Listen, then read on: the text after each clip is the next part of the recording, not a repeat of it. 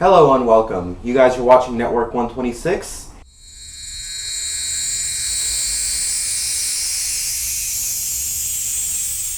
And I'm your host, Brian Fritz. Today's video is a little bit of a continuation, kind of elaboration on my original Fix Your Dark Laptop Screen for $20 Inverter Board Replacement tutorial. Hey guys, thanks for tuning in. This is my new show where I'm going to show you how to fix your own computer. A lot of you guys I've noticed, because it's actually gotten now to date of the filming of this video, it has something like 54,000, maybe like 55,000 hits already. So I've gotten a lot of questions, a lot of repetitive questions, and I really try to give a lot of my time out there to help you guys. And you know, not everyone should have to go and take their computer to a computer repair shop and end up paying like, you know, $300, $400, whatever, just for a diagnosis. You know, no, it's not really that bad, but if you go to a computer shop, it's going to cost a lot more money. And if I show you how to do it yourself, you'll save a lot of money, and especially if I tell you where to get the part. Oh, and by the way, that's another question. I mentioned it in the video. It's already got the tape on there because this is a used part pulled from a working model. And if it doesn't work, I will have to go back to the eBay seller. And some of you guys still ask, well, where do you get the inverter board? eBay. Okay? eBay. It's the best place to get all those kinds of things for real cheap, because the thing is, if you go to like a Best Buy or even Fry's, and you go and say, hey, I need an inverter board for a Toshiba M165V7, you know, whatever. I just made that all up. You're not going to be able to find specific parts. Only like a hard drive or something, those things are generic. So if you want more specific things like a screen, like I've got here, you got to go to eBay, because you have to be able to match up the part numbers. You can see the inverter board is sitting here. It basically converts the DC power that, you know, you plug in your laptop from the side, you know, pretend there's a keyboard and everything, and you plug it in, or maybe it's in the back, you plug in the power. That's DC power, direct current. And these kind of compact fluorescent lights that run along the sides or along the edges here are they run off of AC power, alternating current, which is the type that you would get plugging into the wall. Now your laptop power charger, when you plug into the wall, that brick, that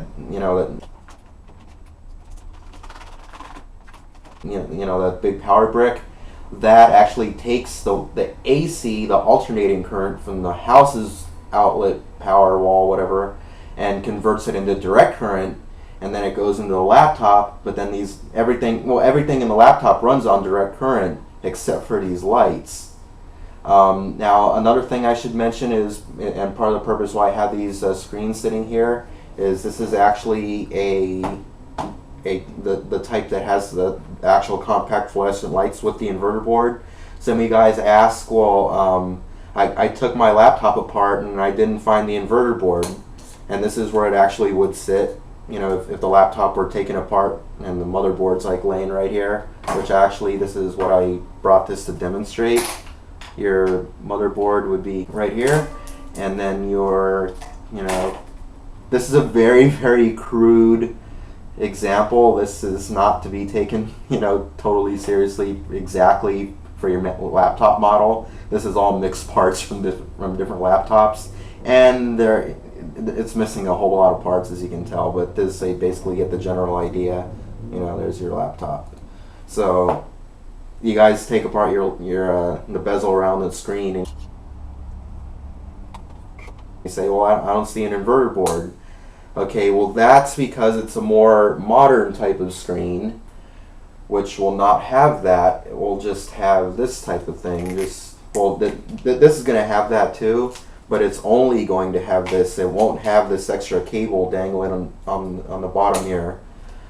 So as you can see, that there's no place to connect an inverter board to this one. That's because this one is LED lit, which, once again, this is LED. Common now with flashlights. Just any regular little flashlight nowadays that doesn't have an incandescent old style Thomas Edison type bulb. So some of you guys say, well, it's still dark. Something you want to do is with your laptop, say your screen isn't working and you already took it apart and you didn't find an inverter board. You'll see here there's usually a video out somewhere. This is a VGA port. It's kind of the older style. A lot of them have, well, some of them have like S video, which is kind of old too, but a lot of the newer ones have like HDMI and stuff like that. So basically what you do is you plug in an external monitor to your video out on the laptop and you turn it on, and you find out, because this is how you find out, it's part of the troubleshooting process. It'll help me figure out, like when you guys sit here and type questions in the comments section, ask me, oh, my computer this, my computer that, and I did this and I did that. Okay, well, did you hook it up to an external monitor? Did you turn it on? What did it do?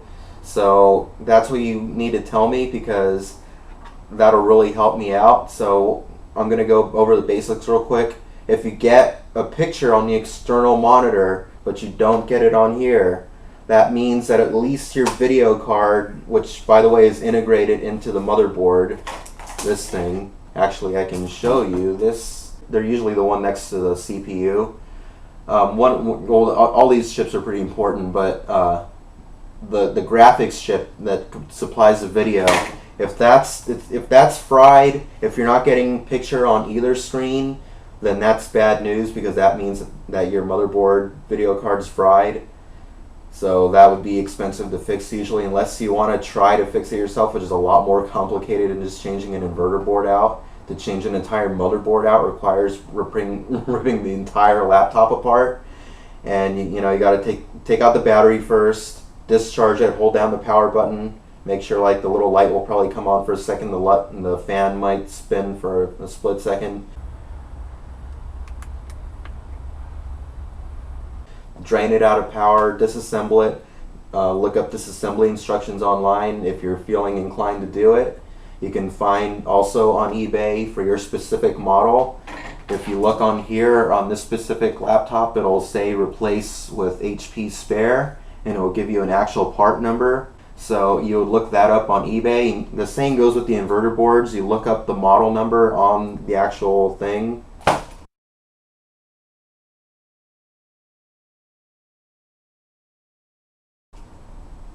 Don't do that with your laptop, by the way. I just did that because these are all junk parts. I don't really care about them. But on these inverter boards, they'll have stickers on them. Get those numbers and look them up on eBay. Oh, another thing I should mention about HP laptops. Mostly HP laptops, you're pretty much only really going to hear about this usually from an HP laptop. An issue with the graphics chip is what happens is, this is actually an HP laptop motherboard, by the way. Your CPU would go on here, on this thing, on this white square, and here's your video chip right here next to it, and there would be a fan, or sometimes it would be like off to the side somewhere, I forget, I think it's over on this side, it's kind of curved. There would be like a fan, and then the heat sink kind of like comes around and touches the top of the CPU and passes over the top of the graphics chip. But the problem with that design, actually the problem really is there's a gap. That what happens is the CPU actually, it sits higher than the video chip, and what they did, it was actually a design flaw, and HP got sued for this. What happens is that the metal bar that would be here that would go across, I think they're made out of aluminum. It's supposed to take the heat off of the chips and bring them through the fan and cool the air off and recirculate back and forth. But basically what happens is the video chip sits lower, and the geniuses at HP decided that a little foam pad to fill in that gap. It's supposed to be a special kind of thermal conductive foam pad.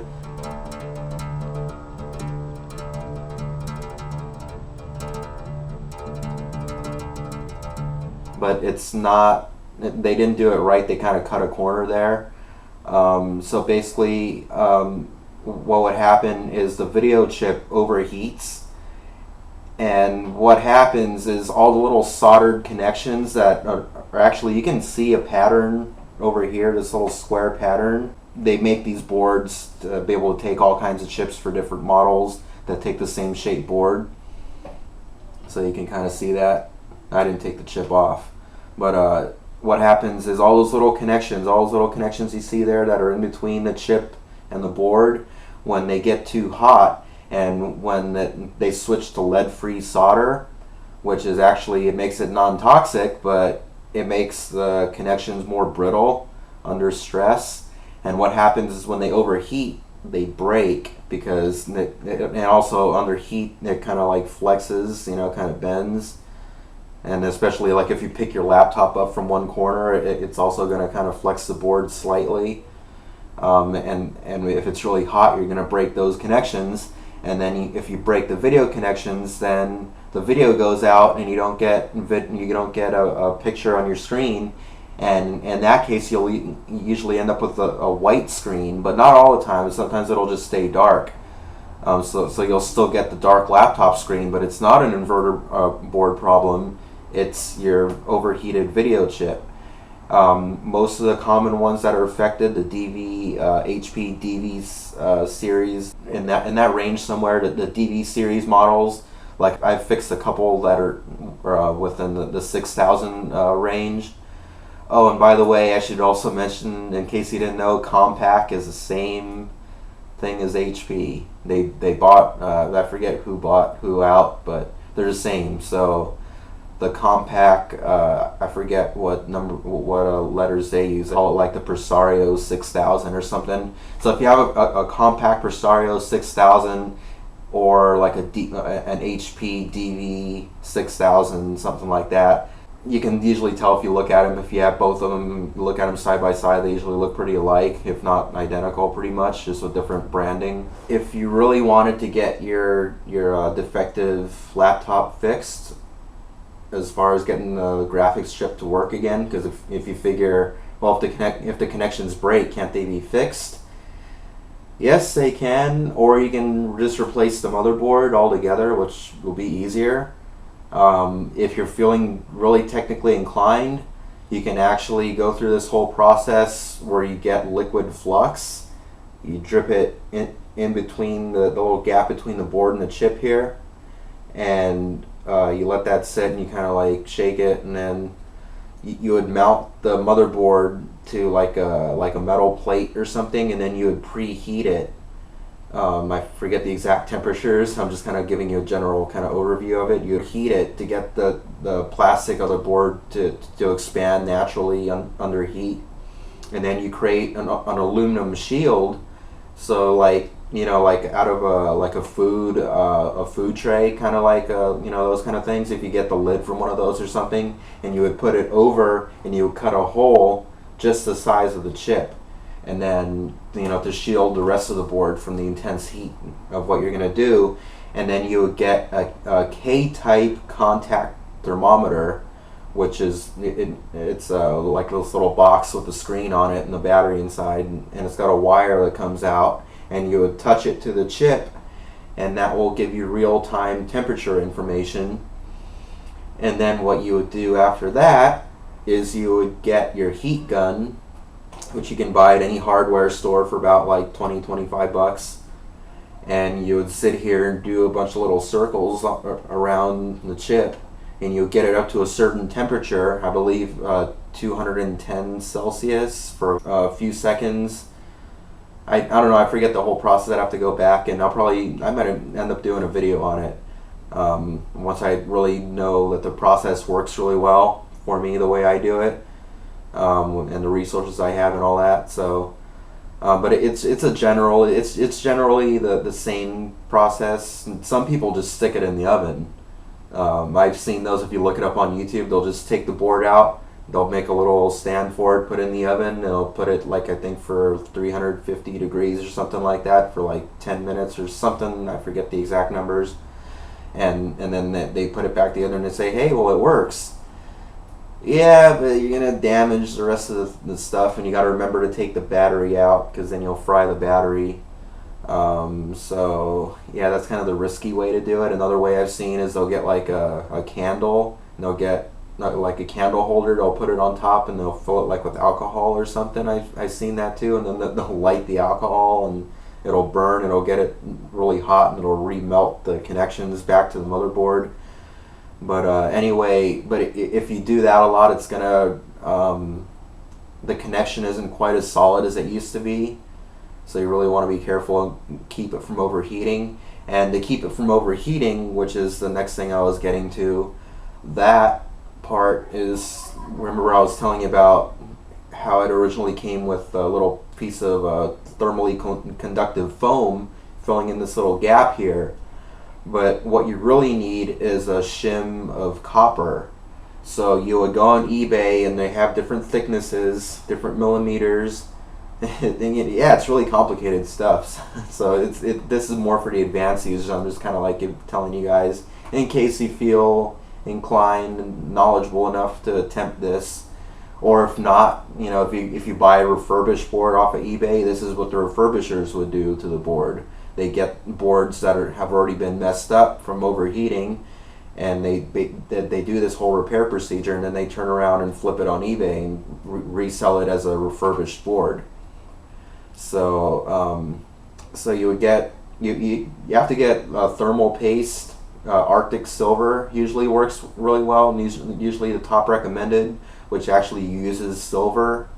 It's the silver paste. It's designed to be really thermally conductive. So you put that on copper, which is also really thermally conductive, and then a little bit more Arctic silver on top of that, and then you would lay the whole thing across over, and it'll all sit flush, and it will run cool, and you shouldn't have any problems anymore. But it's not always a guarantee. Sometimes you'll still have problems a few months down the road, maybe a year or two down the road. It's really kind of a hit or miss with this kind of thing. So you might want to consider, if you can afford it, getting a more affordable used replacement laptop possibly, or you can sell the one you have for parts if your video chip is out and it's pretty much dead. You know, try to get your data off it.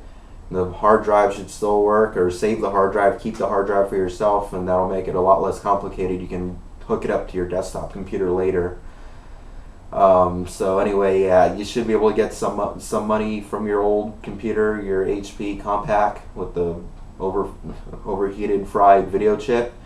The screen should probably still be good, and the DVD burner, you know, stuff like that, the RAM, all that. So then you can put that money towards a better computer, just something, you know, just get something like this for about like $200-300, maybe even like 150 used. So there you have that. Another thing I should mention, this is also a problem that happens with laptops as well. You have, as I'm showing here, you actually have a cable that's connected, you know, it's basically feeding from the motherboard, and the video chip is feeding the graphics info in through this cable into the screen. And since this is LED backlit, which runs on direct current as the rest of the laptop does, and it, you know, as I just explained, it doesn't need an inverter board. So the power for that is also supplied through this cable. And but something that happens though is one thing about metal, it's not really meant to bend and flex indefinitely, and metal is what's inside these cables, obviously. And what happens is, you know, you have your laptop here and everything's like held in place, and you're closing your laptop, opening, closing, opening, closing. I hope you're not this rough with your actual laptop, because then you're going to have a lot more problems. But all that opening and closing is bending this thin little ribbon cable here back and forth a lot.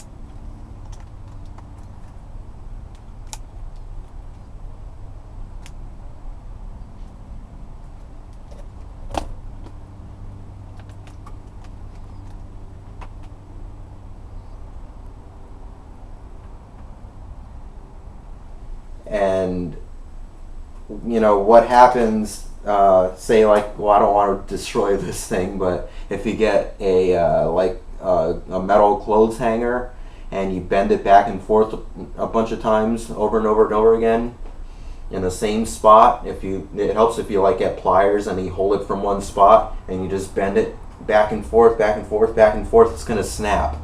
So basically what my point is, what I'm trying to say here, is the little wires, the individual wires inside this ribbon cable over time will snap and you will lose connection. And that's why sometimes, like if you open, your laptop sitting closed like that, you flip it open and then you get a little bit of a picture, but it's got kind of like lines going through it and they're kind of like jittering around. And you notice that if you like kind of like hit your screen, not you're really supposed to, this screen's actually broken, so it doesn't matter. But if you kind of like do like that, or kind of like adjust it and do something like that, the lines will move around, or they'll get worse, or or a screen will turn pink and then it'll turn normal again as you move it.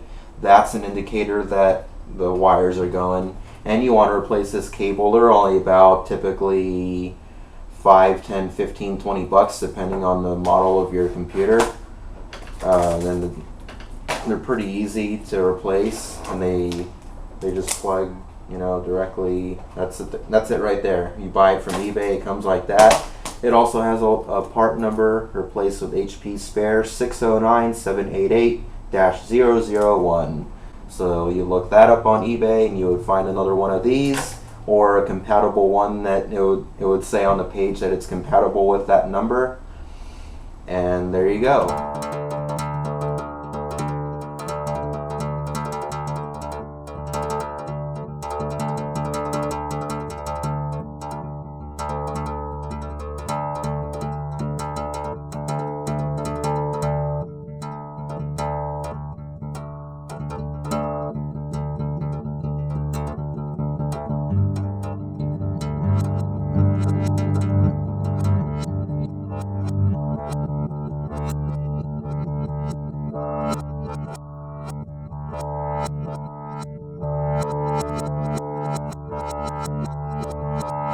And that's how you do it. It's not really an easy thing when you guys send me those comments. Oh, my laptop screen is dark. Help me, what do I do? I turn it on and it's dark. Well, it could be a lot of different problems, so that is why I'm doing this video, to kind of clear it up. So anyway, there you have it. My desk is a mess. Don't forget to check out my other videos, and don't forget to subscribe to my channel. And I will be seeing you guys shortly in all my other videos, interesting videos floating around on the internet. My channel's a variety channel, so I don't really stick to one subject. It's kind of all over the place, like a TV network. Network 126. Subscribe.